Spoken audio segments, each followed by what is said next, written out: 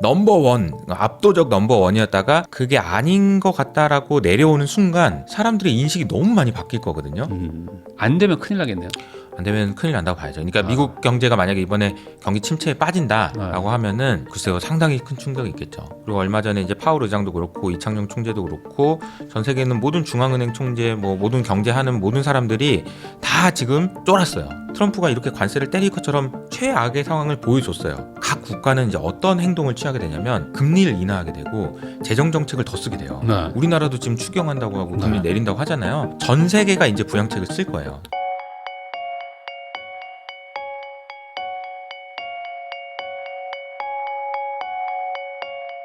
안녕하세요. 부익남TV의 부익남입니다. 최근 주식시장은 이제 트럼프 말 한마디에 뭐 요동을 치고 있다고 해도 과언이 아닌데요. 그래서 모셨습니다. HS 아카데미 이효석 대표님 모시고 최근 주식시장에 대한 이야기부터 앞으로 어떻게 해야 되는지 같이 이야기 나눠보도록 하겠습니다. 이효석 대표님 안녕하세요. 네, 안녕하세요. 네, 또 저희 채널에 처음 나와주셨는데 네, 안녕하세요. 또 유튜브 채널도 운영하고 계시기 때문에 아마 잘 알고 계실 겁니다. 이 투자자이시잖아요, 또. 네. 그러니까 어찌 보면 지금 이 시장에 직접적인 또 타격을 받을 수도 있고. 타격도 받았죠. 그러니까 네. 어찌 보면 누구보다 더 많이 이거에 또 관심을 가지고 많죠. 있으실 네. 테니까 이 투자자적 관점에서도 한번 좀 얘기해 주시면 좋을 것 같은데 네. 우선 지금 트럼프 왜 이러는 건지 그리고 이게 도대체 어떤 의도로 하는 건지 이게 좀 궁금하긴 하거든요. 네. 관세 정책에 대해서 어떻게 평가를 하고 계세요? 트럼프에 대해서 어떻게 보세요? 그러니까 이게 뭔가 네. 그냥 일단 그냥 감정적인 걸 일단 빼고 감정적으로 이제 되게 짜증 나는 거잖아요. 감정적인 거 빼고 왜 그러는 것 같아요? 기본적으로 좀 비즈니스맨이니까 뭐 협상을 통해서 자기가 얻고 싶은 걸 좀 얻기 위한 일종의 좀 뭐 블러핑을 하고 있다 정도로는 있다. 보이는데 네네. 이걸 또 약간 좀 과격하게 하는 스타일 정도로 저는 뭐 보이긴 하거든요. 이게 굉장히 좀 중요한 질문 중에 하나가 미국이 저렇게까지 안 해도 되는데 트럼프가 저러는 거냐 아니면 미국이 저렇게밖에 할 수 없는 상황이 된 거냐 이 인식 자체가 되게 중요한 것 같아요. 그러니까 많은 분들이 미국은 저렇게 안 해도 되는 나라인데 왜 트럼프가 나와가지고 트럼프 혼자 쟤 아니면 안 그랬을 텐데 쟤 때문에 난리다라고 생각하시지만 자세히 들여다보면은 그게 아닐 수도 있다라는 게 제 생각이에요. 이건 구조적인 문제다. 이미 미국은 저렇게 안 하면 안 되는 심각한 상황일 수 있다라는 문제 인식이 기반이 되어 있기 때문에 트럼프에 대해서 이해할 때 그 기반적인 구조적인 문제에 대한 것들을 이해하는 게 필요하다라는 거죠. 그러면 그 구조적인 문제가 어떤 건가요? 그러니까 우리가 알고 있는 미국은 패권 국가죠. 패권 국가라고 하는 거는 넘버 원이라는 얘기예요. 그러니까 우리 그냥 학교 다닐 때 그 싸움을 너무 잘하는 애인 거야. 근데 싸움을 잘하는 정도가 1대1로 다 붙어도 내가 이겨가 아니고 우리 반에 있는 애들이 다 붙어도 그냥 내가 이겨 이런 정도의 느낌인 거죠. 그러니까 원래 국제 정치에서 그런 얘기를 한다고 하더라고요. 미국은 전 세계 모든 국가랑 다 전쟁을 하더라도 이긴다, 못 깨긴다. 이제 이런 이야기가 있었기 때문에 사실은 미국이 그동안 패권 국가로서의 역할을 할 수 있었던 거거든요. 그러니까 미국이 하면은 이제 다 알아서 그런 거였는데 이제 그런 분위기가 아니라는 거죠. 그리고 앞으로도 그런 역할을 할 수가 없다라는 거를 인지하고 있다는 겁니다. 그러면은 군사력은 여전히 좋은데 그쵸. 그러면 그 군사력을 유지할 수 있는 경제력이 지금 약해지고 있다. 뭐 이렇게 봐야 되나요? 여러 가지 그러니까 관점에서 되게 중요한데 그럼 미국이 글로벌 넘버원이 아니란 얘기냐? 아니란 얘기가 아니에요. 그러니까 그런데 그렇게까지 압도적이진 않다라는 거죠. 전 세계는 모든 문제를 다 간섭하면서 야 그게 아니야 이렇게 해야지 하면서 다 간섭했잖아요. 근데 그렇게 함으로써 사실은 뭐 반대하시는 분도 있겠지만 많은 나라들이 평화를 얻은 거죠, 공짜로. 그러니까 미국이 그렇게 해줌으로써. 근데 그 역할을 다 하기에는 안 된다라는 거를 인지한 거죠. 왜냐하면 중국이 너무나도 많이 튀어왔기 때문에 미국이 그동안 해왔던 그 역할을 스스로 할 수 없다라는 거, 스스로 내려오고 있다라고 보시는 게 맞지 않나요? 그러면은 예를 들어 전교 이제 짱이에요. 전교 짱이어가지고 우리 3학년 12반 다 내가 컨트롤하고 있어가지고 그 반의 반 짱들은 다 이제 없는. 어찌 보면 그냥 우리 다들 좀 편하게. 일당 독재처럼 하고 있었는데 이제 반을 못 챙기는 거죠. 자기도 바빠 죽겠으니까. 근데 내가 그럴 수 있다라는 거를 이미 알고 있는 거예요. 그래서 저는 그 부분에 대해서 먼저 인지하는 게 필요할 것 같다. 넘버원, 압도적 넘버원이었다가 그게 아닌 것 같다라고 내려오는 순간 사람들의 인식이 너무 많이 바뀔 거거든요.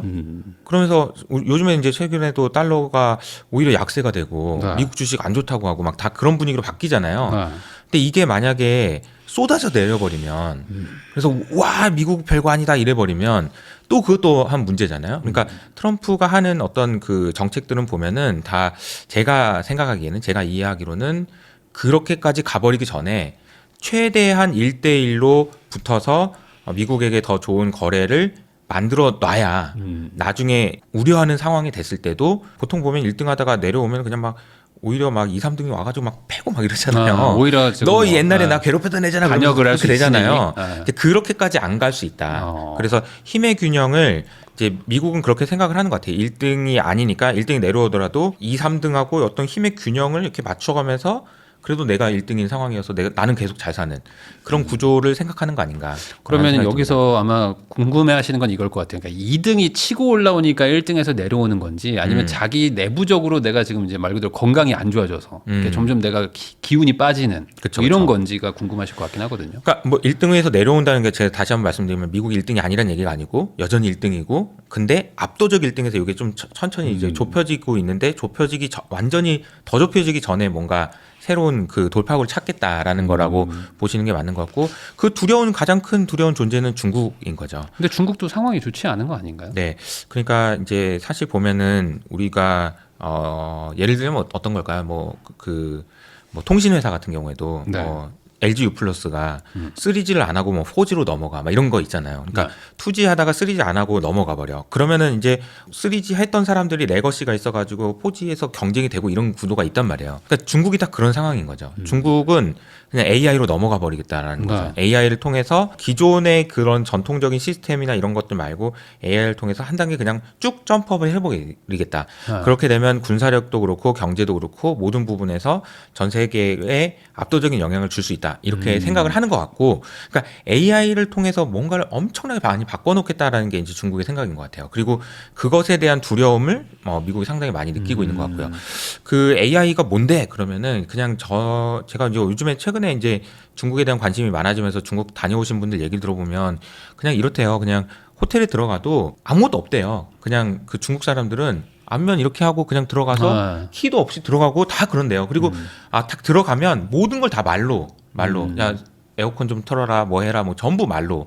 그러니까 우리가 알고 있는 중국이 이미 아니에요. 그리고 상당히 기술적인 수준이 높아져 있다. 그래서 이 부분이 만약에 전 세계적으로 확산되고 중국의 통치 시스템이라고 하면은 공산당이잖아요. 만약에 공산당이 전 세계를 지배하는 세상이라면 어떨까요? 그냥 공산당이 전 세계를 지배해. 네. 이상하기도 하고 안 될 것 같잖아요. 네. 근데 미국에 있는 소위 이제 피터 틸이라고 뭐 페이팔 마피아라고 하잖아요. 네. 그러니까 트럼프의 뒷배라고 하기도 하고요. 제이디 반스의 후원자라고 하고요. 이 사람의 생각은 그거예요. 자기가 생각할 때 전 세계의 가장 큰 위협은 공산당이 세계를 지배하는 거다. 그렇게 될 수도 있다 지금. 왜냐하면 AI에서 이렇게 치고 나가서 이런 식으로 가면 안 된다라는 위기의식을 가지고 있는 것 같아요. 네. 그러니까 그래서 지금 이제 나오고 있는 이런 상황이 진행되고 있다라고 생각해 보면 너무 이해가 안 되진 않죠. 아니 근데 이런 건 있잖아요. 그러니까 저는 뭐 이 부분을 잘 모르지만 그냥 제가 이해하는 걸로는 그러면 중국과 좀 싸움을 해야 되는데 오히려 지금 막 동맹국들하고 싸우고 있고 뭐 이러고 있으니까 이 트럼프가 왜 이러는 거냐 뭐 이런 생각을 하는 것 같기도 하거든요. 맞아요. 그러면 중국을 때려야 되는데 왜 다른 데를 때리냐. 그러니까 제가 생각하기에는 중국을 때리기 위해서 다른 나라를 때리는 거죠. 쓰리 쿠션이다. 네, 중국을 때리기 위해서. 중국을 때리기 위해서 다른 나라를 때린다는 얘기는 무슨 얘기냐면은 중국은 미국 혼자 때려서 안 돼요. 네. 다른 나라랑 같이 때려야 되거든요. 그러면은 다른 나라랑 같이 때리기 위해서 야, 같이 하자. 내가 뭘 줄게. 라고 하기에는 뭘 줄 게 없어요. 그러니까 오히려 안 줄 것처럼 안 좋은 것처럼 해놓고 형이 내가 너무 심하게 얘기했지? 일로 와. 다독여 줄게. 하면서 이제 같이 가는 그런 구조를 취하지 않겠냐라는 게 이제 보관일 것 같다라는 생각인 거죠. 그러면은 내가 같이 중국 견제하는 거를 도와주면 조금 풀어줄게. 그렇죠. 이런 느낌으로. 좀 풀어줄게. 그러니까 결국 제시하는 조건들이 사실 미국이 우리나라를 포함한 다른 나라들한테 뭔가 받을 것이 굉장히 많거나 그렇진 않아요. 네. 그러니까 야 중국 견제하는 거 너도 같이 하자. 예를 들자면 이런 거예요. 미국이라는 나라에 항구에 중국에서 만든 배가 들어올 때마다 벌금을 내야 됩니다. 근데 만약에 미국만 하면 그게 잘 안 통할 거 아니에요. 네. 근데 한국 너네도 하고 일본도 하고 니네도 해라. 그러면 이제 중국한테 배를 만들어 달라고 이제 못 해요, 이제 사람들이. 네. 근데 이런 제재나 이런 것들은 다 같이 해야지 의미가 있는 거잖아요. 네. 그러니까 그런 거 하는 거 정도 그래 해줄게 관세 깎아줄게 이런 식으로 이제 갈 것 같다라는 거죠. 그러니까 지금 트럼프의 생각은 중국을 때리는데 같이 하자라고 얘기를 하고 있는 거라고 보시면 됩니다. 근데 그렇게 말하기엔 너무 투박하게 하는 거 아니에요? 투박하게 하는 막 거죠. 그냥 막 때려놓고 막 그렇죠. 지금 근데 시간이 없어요. 식으로. 그러니까 트럼프 입장에서는 시간이 없는 거예요. 어. 시간이 없으니까 빨리 최대한 안 좋은 걸 먼저 보여주고 그 다음부터 이제 조금씩 좋은 걸 보여줘야 되는 그런 상황이라고 봐요. 그럼 이번에 뭐 90일 유예하고 하는 것도 관세 유예도 약간 그런 일종의 어떤 전략적인 선택으로 보시나요? 그렇죠. 그 90일 유예를 결정하는 과정에서 있었던 일이 아마 아시는 분은 아시겠지만 미국 금리가 너무 많이 올랐어요. 그러니까 미국 금리가 올랐다는 얘기는 미국 국채의 가격이 떨어졌다는 얘기고 그 말은 그냥 쉽게 말하면 미국 정부한테 돈 안 빌려준다는 얘기예요. 네. 그런 상황이 오니까 이제 트럼프도 쫄아가지고 이제 그날 밤에 이제 유예하겠다라고 결정을 한 게 아닌가 이런 생각이 들고요. 그 얘기는 무슨 얘기냐면 지금 미국이 하고 있는 트럼프의 정책이 미국한테는 전혀 부담이 없냐? 부담이 많이 됩니다.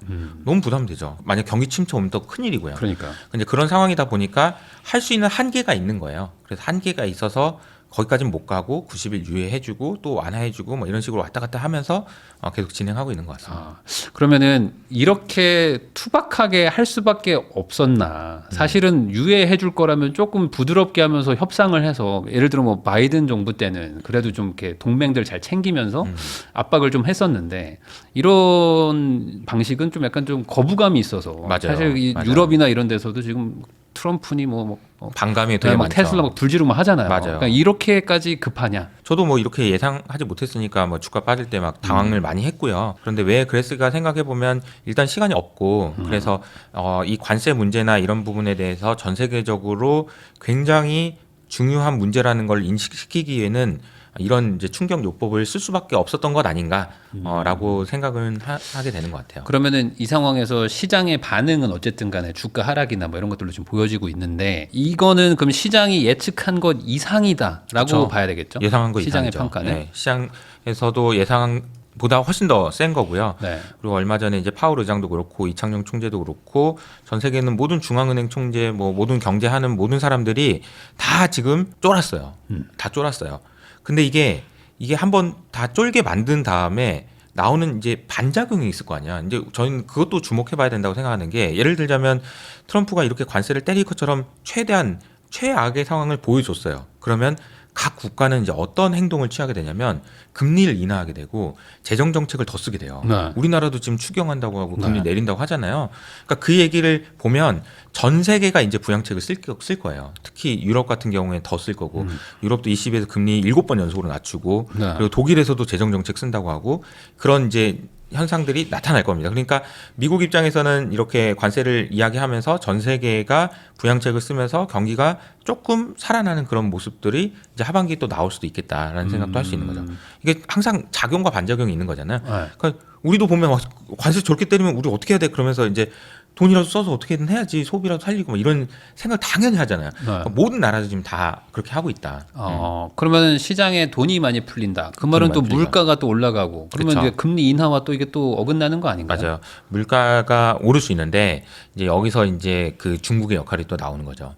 중국은 코로나 이후에 정말 엄청난 일이 진행되고 있는데 소비는 한 단계 레벨 다운이 되고 생산은 한 단계 레벨 업이 됐는데 네. 그 상황이 계속 유지됩니다. 네. 그러니까 창고에 물건이 계속 쌓여요. 네. 줄어들질 않아요.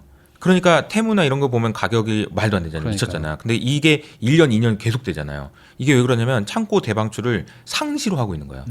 남아 돌아요. 그러니까 중국에 있는 물건들이 밖으로 나오면서 전 세계에 있는 물건들의 디플레이션을 엄청 많이 만들어내고 있고 소비 경기가 이렇게 막 억지로 짜내서 이렇게 물건의 가격이 뭐 화폐적인 현상으로 물가가 올라가 이런 걸 제외하면은 소비가 굉장히 좋은 상황은 아니기 때문에 전 세계적으로 그러니까 물가가 많이 오를 거라고 보기는 좀 어렵지 않을까 하는 생각을 하고 있습니다. 그 말은 중국이 손해 보면서라도 계속 자기도 이제 수출을 해야 되는 상황이니까 어찌 보면 물가 인상은 좀 제한적으로 중국의 어떤 손해, 자기들의 어떤 피해를 감수하는 걸로. 디플레이션을 수출한다라고 표현하죠. 그러니까 중국 안에 있는 디플레이션을 전 세계로 수출한다라고 표현을 많이 하죠. 네. 그리고 또 한 가지는 이제 유가인데 유가가 상당히 안정화되고 있습니다. 네. 유가가 안정화되고 있다라는 거는 또 역시 마찬가지로 인플레이션을 만드는 아주 중요한 축이 하나 없다라는 얘기고, 그리고 러시아와 우크라이나 전쟁이 지금 여전히 진행 중이잖아요. 전쟁이 진행되는 과정에서는 하여튼 생산은 덜 될 거잖아요. 그것도 그래서 전쟁은 항상 인플레이션을 만드는 효과가 있거든요. 네. 전쟁이 끝나면 또 이것도 역시 만약에 디플레이션 압력을 줄 수 있습니다. 러시아에서 이제 원유 생산을 더 많이 한다든지 가스를 더 많이 보낸다든지 이런 얘기가 나오면 사실은 인플레이션을 막을 수 있는 요인들은 되게 많아요. 관세가 인플레이션 만들죠. 근데 이 관세를 상쇄할 정도의 디플레이션 압력은 있다라고 생각해서 인플레이션을 걱정할 게 아니고 오히려 이제 경기 침체를 걱정해야 되지 않을까 저는 그렇게 생각하고 있어요. 그러면은 이 트럼프가 원하는 방향대로 만약에 된다 그러면 결국에 물가는 제한적으로 상승하면서 시장의 유동성은 더 풀리는 그렇죠. 이런 구조가 될 수 있다. 맞아요. 그럴 수가 있는데 제가 봐도 위태위태한 것 같아요. 네. 과연 그런 그 사람의 생각대로 갈 수 있을 것인가. 보관은 그렇게 생각하고 있는 것 같아요. 그러니까 물가가 안 오를 수 있다라고 생각하는 것 같고, 그리고 지금 이제 뭐 부채 한도라는 여러 가지 이슈 끝나고 나면은 하반기에는 부양책도 미국도 이제 많이 쓰고 금리도 인하하고 그러면서 좀 경기 침체 갈 줄 알았지 그러면서 이제 올라가는. 근데 경기 침체 갈 수도 있는 거죠. 그러니까요. 그래서 지금 상당히 위태로운 그 도박을 하고 있다라고 보는 게 맞는 것 같아요. 그러니까 벼랑 끝 전술을 하면서 그쵸. 그러니까 사실 또 이렇게 쪼니까 이렇게 하는 건 그렇죠. 텐데 안 되면 큰일 나겠네요. 안 되면 큰일 난다고 봐야죠. 그러니까 미국 경제가 만약에 이번에 경기 침체에 빠진다라고 하면은 글쎄요 상당히 큰 충격이 있겠죠. 예, 그 회복하기가 만만치 않을 겁니다. 네. 인위적으로 이걸 만들고 있는 것도 맞는 거죠, 그러면. 그렇게 해석하시는 분들이 많이 있는 것 같아요. 인위적으로 경기를 안 좋게 만들어서 금리를 낮추고 그래서 지금 롤오버하는 비용을 낮추겠다. 그러니까 지금 미국 입장에서는 대출 만기 돌아오는 게 되게 많아가지고 금리 연장할 때 금리 높으면 안 된다 이런 생각이신 것 같은데 뭐 그 의견도 일부 타당하긴 한 것 같은데 일부러 경기 침체를 만들지는 않아야 돼요. 경기 침체는 다른 얘기입니다. 경기 공포감 정도만. 그렇죠. 네. 지금 제 생각에는 경기 침체 가능성이 없냐? 그러면 없진 않은 것 같아요. 제 생각도 한 20-30% 정도의 가능성은 생각해야 되지 않을까. 그러면 여기서 말하는 20-30%다. 혹은 이제 들으시는 분에 따라서 미국이 경기 침체 올 가능성이 얼마나 있을 것 같다. 저대로 가면은 경기 침체 올 것 같다. 라고 생각하는 그 퍼센티지가 있으면 저는 그 정도는 현금을 좀 가지고 있어야 되지 않을까. 만약에 여러분이 보시는 분이 막 나는 50% 이상 경기 침체 올 것 같은데 그러면은 현금 50%는 가져가셔야 되지 않을까 생각해요. 왜냐하면은 경기 침체가 미국에서 온다라고 생각하면 그냥 쉽게 얘기할 수 있는 그런 그 주제가 아니에요. 미국의 경기 침체가 오면 아마 뭐 주식이나 이런 것들은 한 50% 정도는 빠진다고 봐야 되거든요. 그럼 굉장히 큰 혼란이라고 봐야 됩니다. 그래서 그럴 가능성이 있다라고 한다면은 현금 비중을 많이 가져가시는 게 필요한데 저는 20% 이하가 아닐까. 그럼 예전에는 뭐 코로나나 이럴 때 보면 경기 침체 우려가 되는 순간 환율 막 튀기 시작하면서 금리도 내려갈 거라는 거에 사람들이 뭐 베팅하고 막 그랬었는데 이번에도 그런 좀 비슷하게 뭐 환율은 막 튄다고 봐야 되는 건가요? 만약 진짜 그런 일이 일어나면? 경기 침체가 오면 주가가 좀 조정을 받을 거고 금 가격은 더 오를 수 있을 것 같고요. 오히려 안전자산이니까. 그리고 이번 과정에서 안전자산이라고 할 만한 게 역시 금밖에 없네 이런 생각을 하다 보니까 채권 가격은 또 올라갈 수 있을 것 같고요. 뭐 등등 그런 일들이 일어나지 않을까 싶습니다. 근데 이제 확률은 뭐 아직은 뭐 높게 보진 않으시는 편이고. 확률적으로 대응을 하셔야 되는 것 같아요. 그리고 하반기에는 미국에서 생각이 있으면 부양책도 쓰고 이런 조치들이 나올 겁니다. 그리고 미국 이외의 지역이 미국이 때린다고 하니까 또 다 쫄아가지고 다 부양책을 쓰고 있어요. 뭐 이런 것들을 감안해 보면 가능성이 높진 않지만 만약에 그 가능성이 있다라고 생각하면 거기에 대한 대비도 분명히 좀 해야 된다. 그래서 어떤 분들은 이런 얘기도 하더라고요. 지금 요게 이렇게 미국 주식이 이렇게 조정 받았을 때 이때 오히려 좀 들어가기 좋은 시절이다라고 얘기하시는 것도 있는 것 같은데 그러면은 대표님 얘기로는 제가 방금 말한 이게 맞다고 보시는 거예요? 지금이 오히려 좀 기회다? 그런데 미국 주식 중에서 어떤 주식을 사느냐가 중요하지 않을까라고 생각하는데 뭐 제가 좋아하는 주식들이 몇 개 있습니다. 그래서 미국 주식 중에서는 팔란티어 그리고 뭐 넷플릭스 테슬라 뭐 이런 회사들을 좋아하죠. 이런 회사들의 특징은 일단은 관세랑 관계없는 트럼프의 정책에 오히려 수혜를 보는 회사죠. 팔란티어 같은 경우에는 특히나 지금 아까 제가 말씀드렸던 미스터 틸이 얘기하는 네. 중국 공산당이 전 세계를 다 지배하는 세상을 막기 위한 최전선에 있는 회사가 네. 팔란티어예요. 네. 그리고 팔란티어의 그 성장성을 이번에 실적이 나오면 이제 어떤 실적이 나올지 저도 기대하면서 보고 있는데 미국 정부가 굉장히 많은 부분 팔란티어에 의존하고 있습니다. 미국 정부가 굉장히 많이 효율화가 되고 있거든요. 그러니까 뭐 예를 들어서 뭐 CIA에서 어떤 사람을 저 사람 문제가 있는 것 같아. 저 사람 뭐 돈 먹고 튄 것 같아라고 하더라도 만약에 저 사람의 그 금융 정보를 알지 못하면 네. 잡을 수가 없잖아요. 네. 저 사람 맞는 것 같은데 그러면 어떻게 해야 되냐면 빨리 금융 당국한테 저 사람의 정보를 달라고 얘기를 해야 될 텐데 달라고 얘기하는 동안에 막 서류 쓰고 뭐 해가지고 뭐 하는데 시간 너무 많이 걸리는 거죠. 근데 이게 팔란티어가 이 시스템을 적용하고 나서부터는 너무 빨리 진행되는 거예요. 왜냐하면 사실 이 제가 방금 말씀드렸던 일이 왜 진행이 안 될지 생각해 보면 어디서부터 어디까지 정보의 접근 수준을 각 부서별로 이제 그 기관별로 여기 이 정보는 이 사람만 볼 수 있어. 이 정보는 이 사람만 볼 수 있어가 딱 체계화가 돼서 그냥 갖춰져만 있으면 그냥 네. 바로바로 하기만 하면 되는 거잖아요. 근데 그런 시스템들이 지금 다 미국에 지금 깔리고 있는 거예요. 그래서 정부가 굉장히 효율화되고 있는데 그 과정을 지금 팔란티어의 시스템들이 하고 있는 거고 그리고 여러 가지 일들을 지금 하고 있는데 여기서 이제 놀라운 거는 AI가 적용되면서 팔란티어 적용 속도가 그냥 리니어하게 되는 게 아니라 익스포넨셜하게 되고 있거든요. 그래서 저는 이 회사가 지금 상당히 좀 기대가 된다. 주가가 비싸긴 하지만 이 시대의 흐름에 좀 맞는 회사가 아닌가 이렇게 생각하고 있어요. 오히려 조정받을 때마다 한 번씩. 그렇죠. 저도 개인적으로 전 넷플릭스는 항상 이게 망할 수 있는 회사인가? 이제는 망하기는 어려운 회사가 된 게 아닌가? 뭐 이런 생각도 계속 드는데. 그렇죠. 넷플릭스는 이제 뭐 다른 것도 있지만 넷플릭스의 조직 문화? 저는 조직 문화를 되게 중요하게 생각하는데 네. 넷플릭스 조직 문화를 볼 수 있는 책이 규칙 없음이란 책이에요. 규칙 없음이란 책에 보면 무슨 내용이 나오냐면은 넷플릭스에는 저희 휴가가 따로 없습니다. 네. 휴가 가고 싶으면은 365일 다 가도 돼요. 그런 회사예요. 너무 좋죠. 네. 법인카드 한도 없어요. 네. 그러니까 규칙이 없는 회사인 거예요. 그러면은 어떻게 그렇게 규칙이 없는 회사가 있을 수 있지?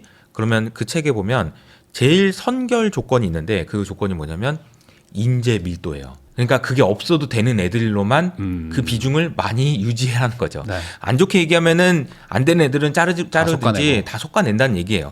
근데 그런 조직 문화가 있다 보니까 항상 진취적이죠. 휴가를 많이 가도 되는데 아니 그거 상관없이 그냥 열심히 하는 사람들만 있는 거예요. 그러니까 그 조직 문화를 따라오기 상당히 어려운 것 같아요. 그러니까 넷플릭스가 상당히 어려운 구간에서도 퇴사하거나 그런 비중이 별로 없었다고 하더라고요. 아마 일 해보시면은 많이 느끼시겠지만 그 일을 통해서 얻을 수 있는 보람이 여러 가지 있지만 그 중에서 제일 큰 것 중에 하나가 진짜 괜찮은 사람이랑 같이 일할 때 그게 만족도가 크잖아요. 왜냐면 나 혼자 할 수 있는 일은 제한적인데 같이 하면서 낼 수 있는 성과가 크니까 네. 똑같은 일을 해도 좋은 사람들이랑 같이 하면 성과가 크다는 거를 확인하니까 안 나가는 거죠. 괜찮은 사람들이.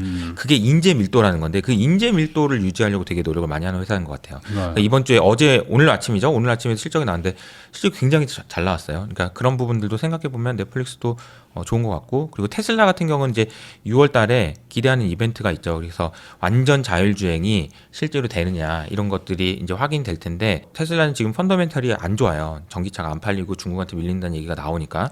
근데 지금 자율주행과 관련돼서 기대할 수 있는 거의 유일한 회사가 테슬라고 실제로 이제 뭐 중국하고 비교해가지고 중국도 만만치 않은데 뭐 이런 얘기 하시는 분들이 많지만 테슬라와의 격차는 꽤 많이 나는 걸로 알려져 있고 그것이 이제 한 6월 전후로 해서 또 확인이 될 것 같다.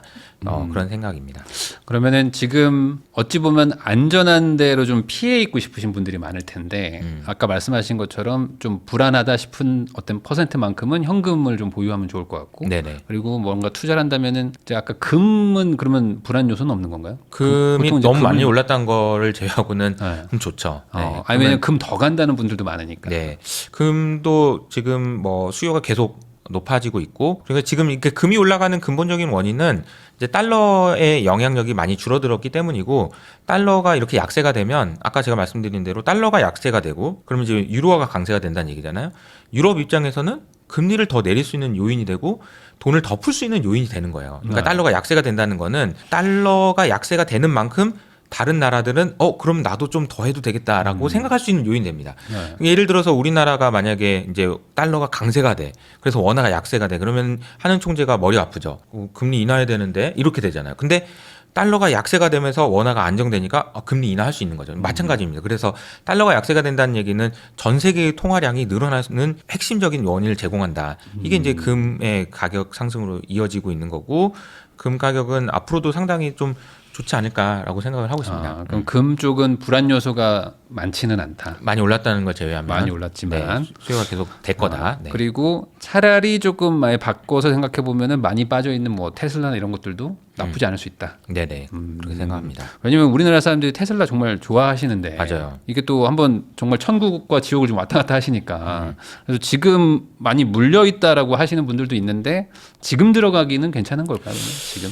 펀더멘탈이 안 좋아요. 그건 맞습니다. 그러니까 이제 자동차가 안 팔려요. 뭐 생각보다 뭐 그런 부분들 감안하더라도 뭐 250불 내외의 주가는 괜찮다라고 생각합니다. 그러니까 그 테슬라는 숫자로 설명될 수 있는 부분이 있고 그 이외에 꿈으로 설명해야 되는 게 따로 있는 것 같아요. 그러니까 숫자로 설명할 수 있는 부분이 이제 안 줘도 한 200불 내외 정도는 숫자로는 설명할 수 있는 부분이 있는 것 같아요. 근데 이제 200불 넘어가는 건 다 이제 꿈이에요, 꿈.